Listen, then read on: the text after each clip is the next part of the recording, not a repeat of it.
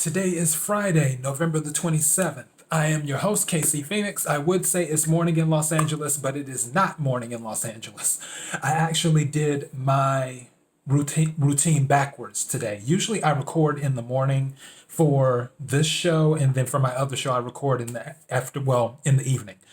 But today the reason I decided to wait is because of the war room. I was checking to see if there was any new news that was coming out, and really there hasn't been any new news that has come out except today I believe it was the appeals court in Pennsylvania. They rejected the lawsuit, the complaint by the Trump campaign, so they threw it out. So now the Trump campaign is saying that they will go ahead and move towards the Supreme Court. Let me rephrase. Move towards the United States Supreme Court. Have to be specific because obviously there are state Supreme Courts as well. But they're looking to go to the United States Supreme Court and have them hear the case. The only thing about that is that the Supreme Court, and I mentioned this before, the Supreme Court chooses what cases they hear. If they were to hear every single case that someone loses an appeal at, the United States Supreme Court would be backed up forever. So they're very selective. And in addition to that, when they make a ruling on a case, because their rulings hold so much weight because it's coming from the United States Supreme Court, that is another reason why they are selective.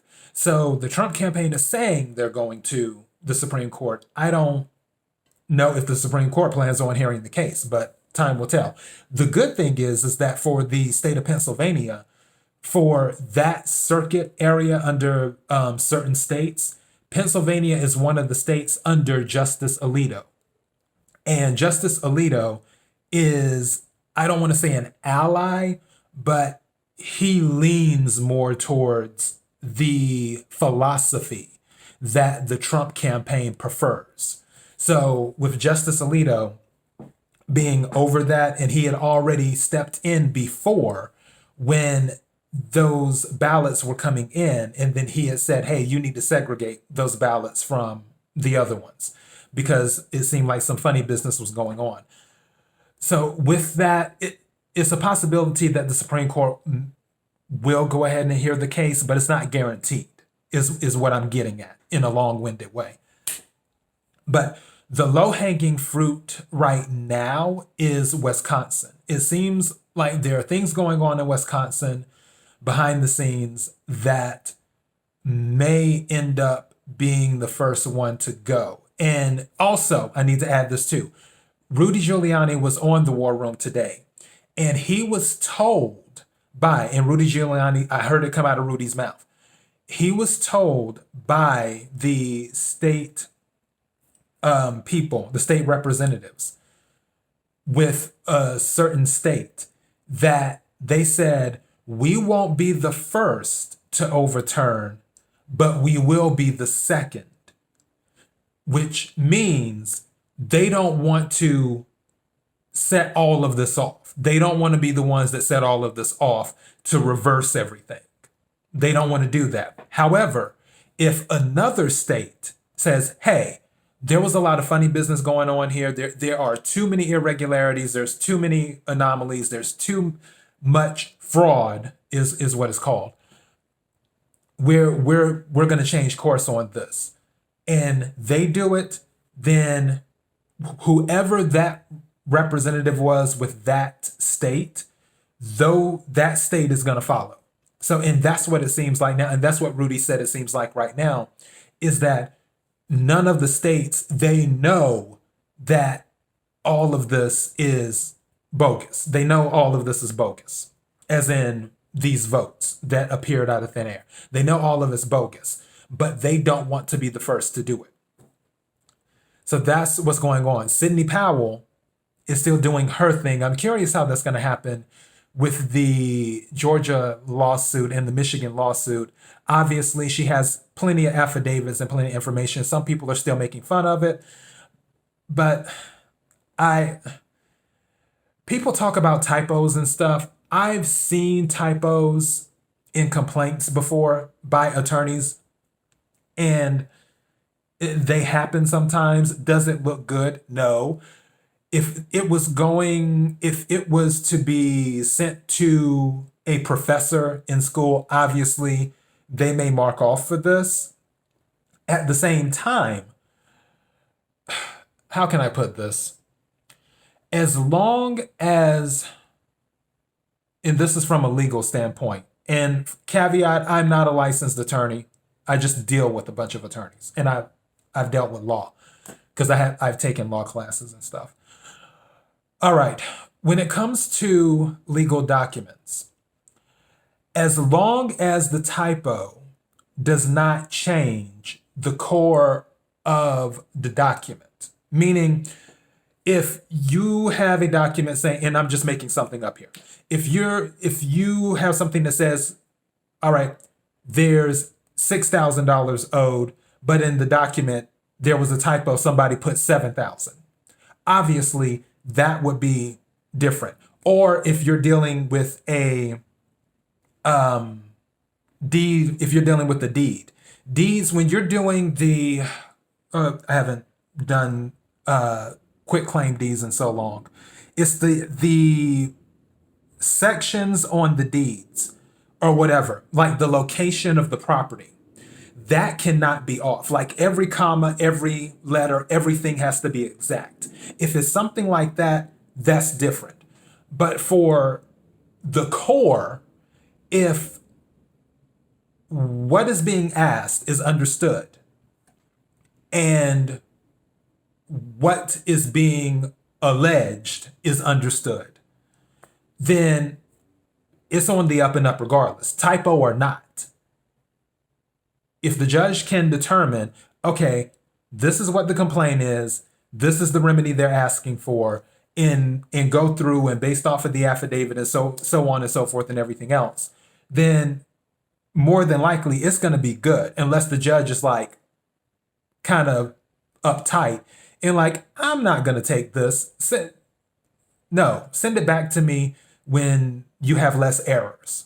But I don't see that happening. I really, really don't. And some people are just not taking the complaint seriously right now. I don't think that it was intentional. I just believe things were rushed, for one, and stuff happens. That's what I believe on that. But now I can get into my thought, which, like I said, isn't my morning thought, is my afternoon thought now. I am excited. I really believe one of the states is going to fall. I don't know which one, but I believe one is. I don't think Pennsylvania is going to be the first, even though that Colonel Massiano or whatever his name is, something that starts with the M. I feel like, and there was someone else, they had someone else on the war room too. I forgot what her name was. I want to say Deborah or something.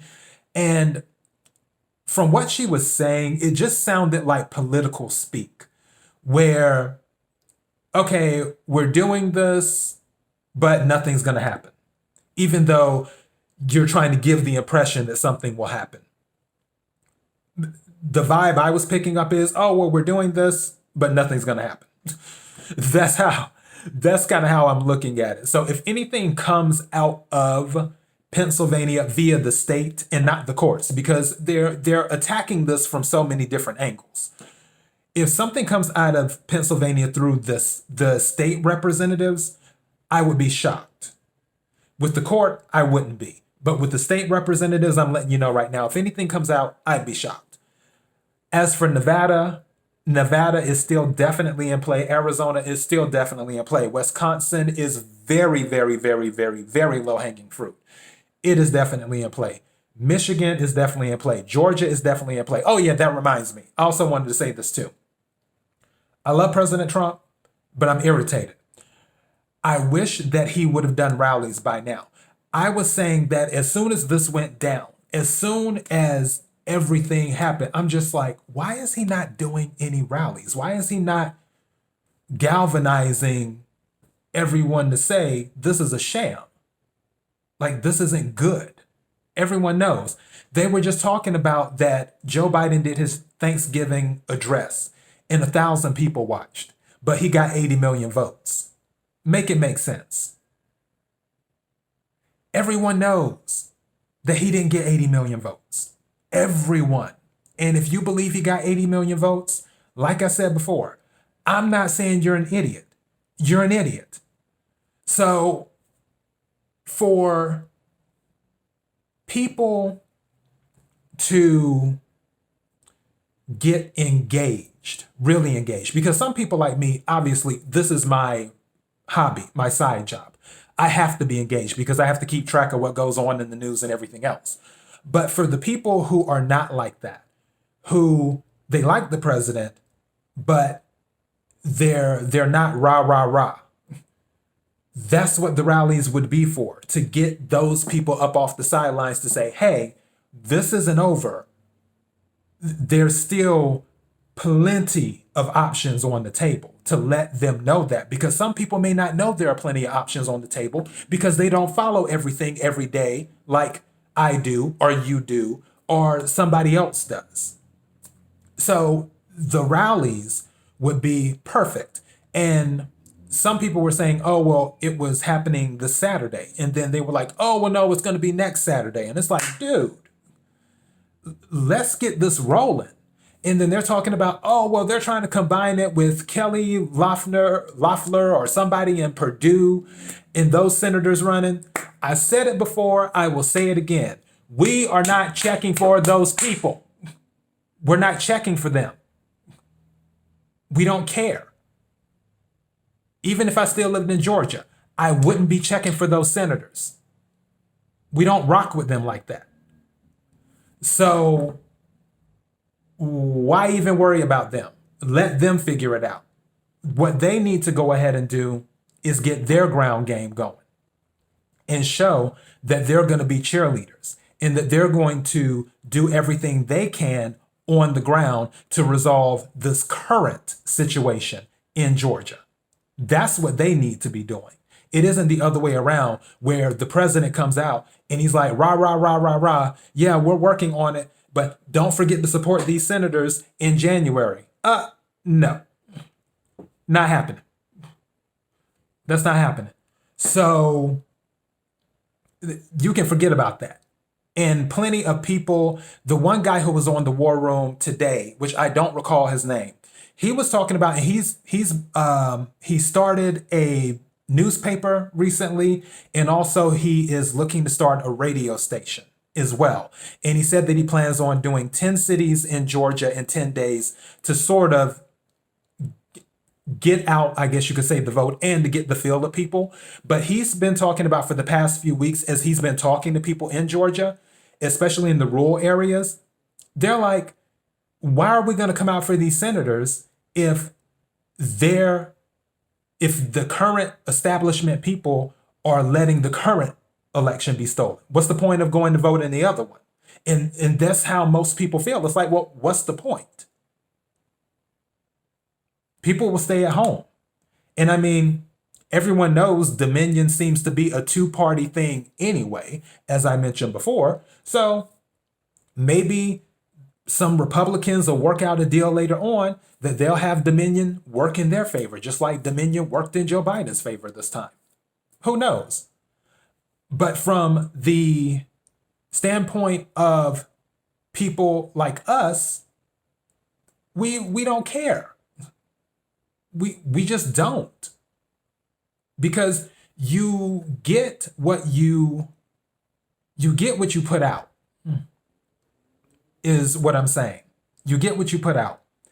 And if bad things happen, that's going to be on them. They decided to make a deal with the devil. They decided to keep quiet when they know something isn't right. And by they, I'm talking about the establishment. They decided to keep quiet. Just like Governor Kemp of Georgia, he decided to make a deal with the devil, with which there are allegations of China and other things being involved. Governor Kemp could have done a whole lot more than what he has done, but he decided to make a deal with the devil. And push President Trump out. And yeah, maybe in the future, maybe that deal was that next go round, the systems will be rigged so he can win his next election and not even need the Republican votes. And if he made that deal, that's on him. But what I can tell you is I know people, and I know devilish people very well. And when the time comes that they don't want you around, you won't be around. There won't be any deal that you can make. And you can scream to the top of your lungs that, oh, well, this was corrupt and they did this wrong and they did me wrong and I'm a witness and this and that. The media is not even going to cover it. Just like the press conference that President Trump did yesterday. It was impromptu, where the reporter was like, oh, we finally got President Trump to answer questions. Have you been paying attention for the last 4 years? President Trump does what President Trump wants to do. You didn't do anything. If he was not in the mood to answer questions, he wouldn't have answered the questions. He would have just said, thank you, and left like he's been doing. But he decided to stay. You didn't get him to do anything. That's ego right there. And that's coming from somebody who has a huge ego. That is ego right there. So I don't get it. But with Governor Kemp, he obviously is compromised in more than one way, is what I believe. And for all these people that are sitting silent, when the deal that you struck expires, and the thing about deals, they can be broken at any time. You can say you made a deal to do this. Hell, China does it all the time. China will break a deal in a heartbeat and not even care. China had made a deal with the UK that Hong Kong was supposed to remain autonomous, separate. Like one country, two systems. And then China was like, well, that doesn't fit anymore, so we're going to go ahead and change that around.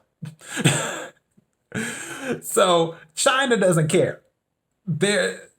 If they feel it is in their best interest to break a deal, they will do it and keep it moving. I'm telling you right now, for you establishment people that have made a deal behind the scenes across the aisle with some of these other people just to get the president out, someone's going to say, well, yeah, we did make a deal, but now that he's out, things have changed. Things have changed. But there is a bright side. I can't close this on a sour note. I have to talk about my political thought. Because, as I said before, I really feel a state will flip. Even though I'm irritated about the rallies not happening yet, I feel the rally should have happened a week or two ago. And even though I don't see much happening with the state representatives of Pennsylvania. If it does, I'm not saying it can't. If it does, I'll be shocked. They have better luck with the courts, in my opinion, with the United States Supreme Court. And even though the process is going super slow right now, I still feel a state will flip. And as I said before, I feel like starting next week, starting that Monday, and that week and the following week after that, all hell is going to break loose. Don't know why.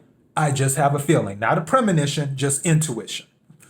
So, and once that happens, I think we will be closer to putting this to bed.